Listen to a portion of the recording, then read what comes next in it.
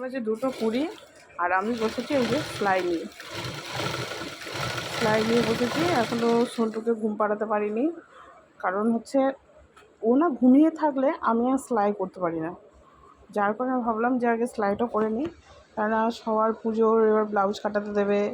অনেকের হয়ে গেছে, কিন্তু আমার ছোটো জায়ের কয়েকটা শাড়ি একসাথে 6-7টা শাড়ি দিয়ে গেছে, তারগুলো করলাম।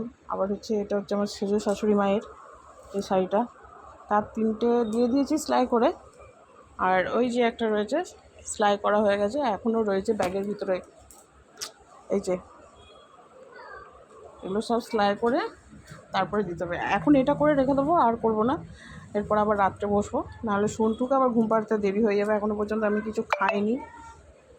এই যে অনেক বেলা হয়ে গেল, অনেক।